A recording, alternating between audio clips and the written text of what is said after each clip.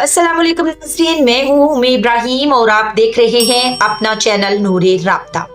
जुमा के दिन मरने वालों के साथ क्या होगा? क्या जुमा के दिन मरने वालों का कब्र में कोई हिसाब नहीं होगा? क्या जुमा के दिन की मौत जल्दी होने की बिशारत है?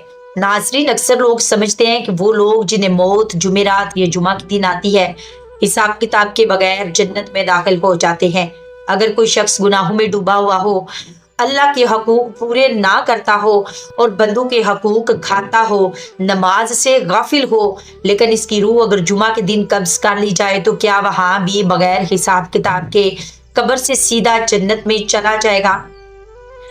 कुछ लोग कहते हैं कि जुमा के दिन मरने वालों के लिए कब्र का अजाब आसान हो जाता है। कुछ कहते हैं कि बरज़ख की मंजिल नरम हो जाती है। लेकिन क्या ये सब बातें वाकया ही मुस्तनिद है? क्या ये हदीस सही है या कमजोर? मुहद्दिसीन और उलमा इस बारे में क्या राय रखते हैं? इसलिए आज की इस वीडियो में हम इस राज को जानेंगे कि अहादीस का मुतालिया करेंगे और ये जानने की कोशिश भी करेंगे कि जुमेरात और जुमा को मौत पाने वाले के साथ क्या खास मामला होता है। तो नाजरीन, आखिर तक हमारे साथ रहिएगा, क्योंकि ये सफर सिर्फ मालूमात का नहीं बल्कि हकीकत और बसीरत का भी है। और हो सकता है कि आज की ये वीडियो आपके दिल और दिमाग को एक नई रोशनी अता करे। नाजरीन, मौत का दिन और मौत का लम्हा ये वो चीज है जिसे कोई इंसान आगे पीछे नहीं कर सकता। कुरान कहता है हर एक की मुद्दत मुकर्रर है, तो जब इनकी बारी आ जाएगी तो एक घड़ी ना पीछे होंगे और ना ही आगे।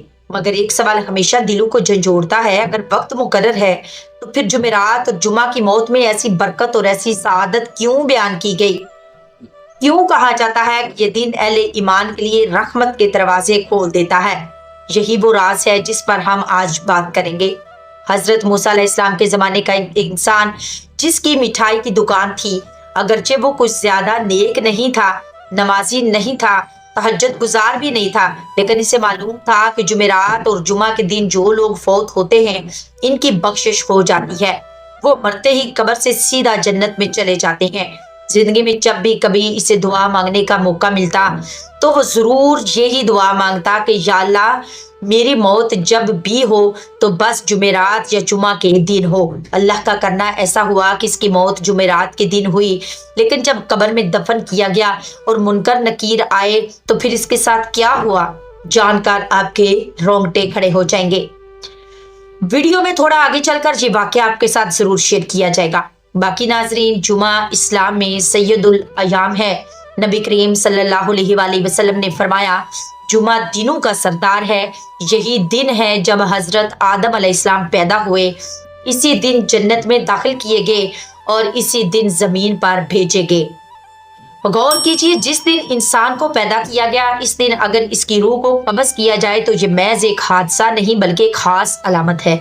लेकिन सवाल यहाँ ये पैदा होता है कि क्या वाकई ही जुमेरात या जुमे को मरने वाला कब्र से सीधा जन्नत में चला जाता है? क्या हिसाबो किताब से आजाद हो जाता है?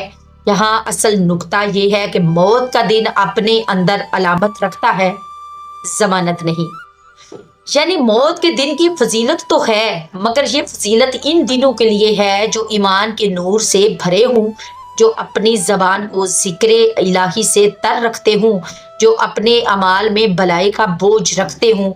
नेक लोगों के लिए जुमा और जुमेरात का दिन एक खास बिशारत है। यहाँ एक और हकीकत को समझना होगा कि इंसान जब मरता है तो सबसे पहला मरहला कब्र है। कब्र अंधेरी भी हो सकती है, रोशन भी, कब्र तंग भी हो सकती है और कुशादा भी। अब अगर किसी मोमिन की रूह जुमा को कब्ज की जाती है तो इसकी कब्र के लिए एक खास नूर का फैसला किया जाता है। यही वक्त कफियत है जिसे हम मौत की सादत कहते हैं। जरा सोचिए, अगर मौत किसी आम दिन हो तो रूह के लिए वो एक मामूली सा लम्हा है, लेकिन जब मौत जुमा को हो तो ये लम्हा गैर मामूली हो जाता है। ये इसी तरह है जैसे कि ये आम दिन में शादी हो जाए और दूसरा वो लम्हा जब ईद के दिन शादी हो जाए। दोनों शादियां ही हैं, लेकिन कैफियत में जमीनों आसमान का फर्क रखती हैं। यही फर्क मौत के दिन के साथ भी है। जुमेरात का दिन भी इसी तरह की एक तैयारी है। मुहद्दिसीन फरमाते हैं कि जुमेरात की शाम से ही फरिश्ते जुमा की तैयारी करते हैं। अमाल अल्लाह की बारगाह में पेश किए जाते हैं, फैसले होते हैं और एक खास रूहानी फिजा कायम हो जाती है। अब अगर किसी बंदे की रूह इस फिजा में निकले तो सोचिए کہ وہ کس قدر رحمت کے غلاف میں لپٹی ہوگی، یا بالکل ایسے ہی جیسے کوئی انسان بارش میں چلتے چلتے اچانک کسی ایسے سایہ دار درخت کے نیچے آ جائے جس سے خوشبو ٹپک رہی ہو۔ حضرت موسیٰ کے زمانے میں ایک چھوٹے سے قصبے میں ایک مٹھائی فروش رہتا تھا۔ وہ نہ تو کوئی عالم تھا، نہ نمازی تھا، نہ تہجد گزار تھا، لیکن ایک بات تھی جو اس کے دل میں بچپن سے بیٹھ گئی تھی کہ جو بندہ جمعرات یا جمعہ کو فوت ہوتا ہے اللہ اسے بخش دیتا ہے۔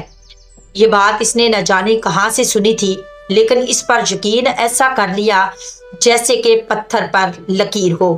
ہر بار جب وہ دعا مانگتا تو ایک ہی دعا بار بار دہراتا کہ اے اللہ، میں نیک نہیں، میں پرہیزگار نہیں، لیکن میرا ایمان ہے تو بڑا مہربان ہے۔ میری موت جب بھی آئے تو جمعرات کو یا جمعہ کے دن آئے۔ قصبے والے اس پر ہنستے بھی تھے اور کہتے تھے یہ کیسے جنت میں جائے گا، یہ تو فجر کا وقت بھی سوتا ہوا گزار دیتا ہے۔ پھر ایک دن وہ بیمار پڑ گیا، بیماری نے اس کو چارپائی پر گرا دیا۔ کوئی عیادت کے لیے آئے تو حیران رہ جائے، کیونکہ وہ شخص آنے والے سے ایک ہی بات کہتا تھا کہ پتہ نہیں میری موت کب آئے گی، بس دعا کرو کہ جمعرات یا جمعہ ہو۔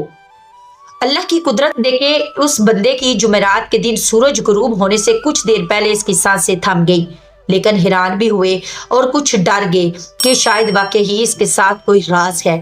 جنازہ پڑھایا گیا، قبر کھودی گئی اور اس کو دفن کر دیا گیا۔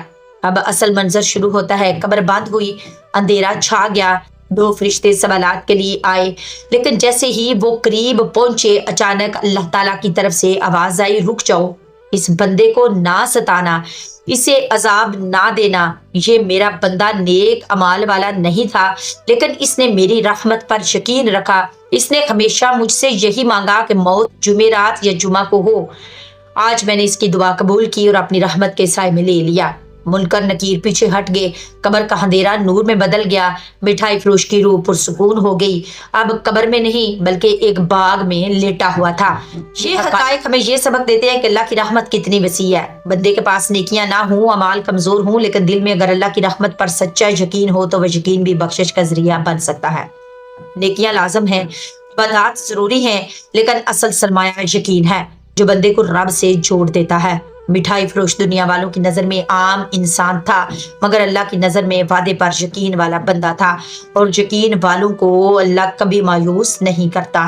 اگر بندہ نافرمانی میں ڈوبا ہوا ہے، ناشکری اور تکبر میں لپٹا ہوا ہے، تو اس کے لیے جمعہ بھی کوئی خاص خوشخبری نہیں لاتا، کیونکہ موت کا دن صرف ایک علامت ہے، اصل حقیقت اعمال کی روشنی ہے۔ لیکن اگر بندہ ایمان پر قائم ہے اور اللہ اور اس کے رسول صلی اللہ علیہ وآلہ وسلم کی اطاعت میں ہے، تو پھر یہی دن اس کے لیے اللہ کی رحمت کے دروازے کھول دیتا ہے۔ یہ بات بھی دلچسپ ہے کہ جمعہ کا دن باقی دنوں سے مختلف ہے۔ باقی دن انسان کی موت ایک یاد ہے، لیکن جمعہ کی موت ایک پیغام ہے۔ گویا اللہ فرماتا ہے کہ اے میرے بندے، میں نے تمہیں ایسے دن بلایا جب دنیا والے سب مجھ سے دعائیں مانگ رہے تھے اور مجھ سے طلب کر رہے تھے، میرا ذکر کرنے میں لگے ہوئے تھے، اور میں نے تمہیں تنہا نہیں چھوڑا۔ پہلا راز یہ ہے کہ جمعہ اور جمعرات کو موت پانے والے کی موت ایک علامت ہے، رحمت کی طرف ایک اشارہ ہے، مگر فرق یہ ہے کہ ضمانت نہیں کہ بغیر حساب جنت میں چلا جائے گا، لیکن یہ ضرور بشارت ہے کہ اس کی قبر کے لیے رحمت اور نور کے دروازے کھل جائیں گے۔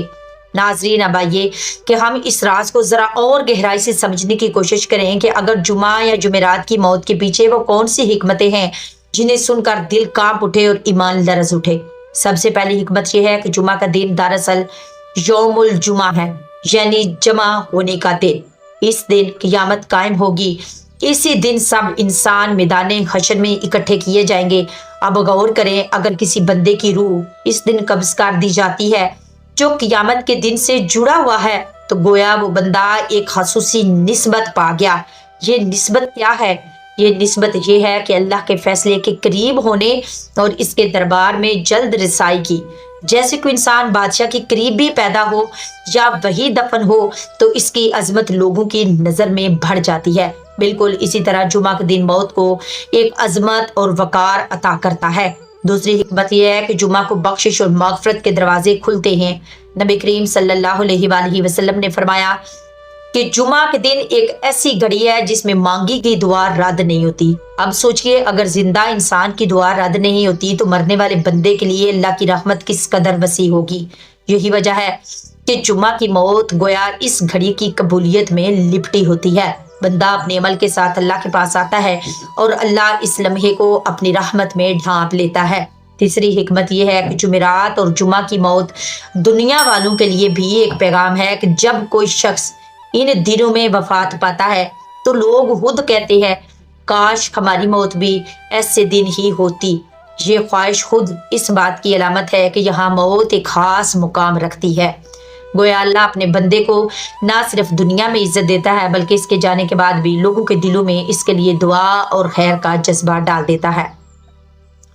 کچھ لوگ سمجھتے ہیں کہ جمعہ کی موت ہی کافی ہے، چاہے اعمال جیسے بھی ہوں۔ یہ سوچ بالکل غلط ہے، کیونکہ موت کا دن اللہ کی طرف سے ایک نشانی ہے، لیکن اصل فیصلہ اعمال سے ہوتا ہے۔ مثال کے طور پر اگر ایک بندہ گناہوں میں ڈوبا ہوا ہے، نماز سے غافل ہے، والدین کی نافرمانی کرتا ہے، زبان پر جھوٹ رکھتا ہے، تو کیا صرف جمعہ کو مرنے سے بعد سیدھا جنت میں چلا جائے گا؟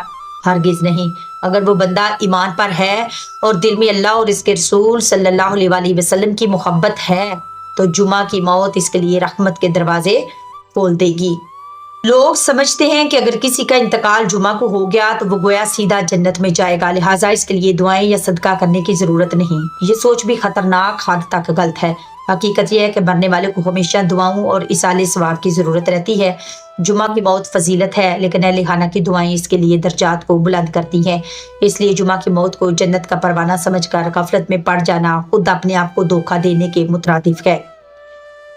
ایک اور غلط فہمی جو سب میں پائی جاتی ہے وہ یہ ہے کہ جمعہ کو موت مانگنی چاہیے۔ کچھ لوگ اپنی دعاؤں میں خاص طور پر یہ کہتے ہیں کہ یا اللہ مجھے جمعہ کے دن موت عطا فرما۔ یہ دعا درست ضرور ہے، لیکن صرف دن کی بنیاد پر۔ موت مانگنا کمال نہیں، اصل کمال یہ ہے کہ انسان ایمان اور اعمال صالحہ کے ساتھ دنیا سے رخصت ہو۔ اس لیے موت کی دعا ہمیشہ اس طرح کرنی چاہیے کہ اللہ میرا خاتمہ ایمان پر کر اور مجھے ایسے دن موت دے جو تیرے نزدیک سب سے بہتر ہو۔ حقیقت یہ ہے کہ حدیث میں صرف اتنا آیا ہے کہ جمعہ کے دن فوت ہونے والا بندہ فتنہ یعنی قبر کے سوال و جواب کی سختیوں سے بچ جاتا ہے، لیکن یہ بات نہیں ہے کہ اس کے گناہ بالکل معاف ہو گئے یا قیامت کے دن اس سے کوئی حساب نہیں ہوگا۔ ہمیں چاہیے کہ ہم اپنی زندگیوں کو قرآن و سنت کے مطابق گزاریں اور قرآن پاک کو سمجھ کر پڑھیں اور اس سے اپنی زندگی کے تمام مسائل کا حل نکالیں۔ 5 وقت کی نماز پڑھیں اور نماز میں کوشش کریں کہ خشوع اور خضوع ضرور پیدا ہو۔ ناظرین، جانے سے پہلے میرے چینل کو ضرور سبسکرائب کریے گا۔ انشاءاللہ ملتے ہیں ایک نیکسٹ ویڈیو میں ایک نئے ٹاپک کے ساتھ، تب تک کے لیے اللہ حافظ، فی امان اللہ۔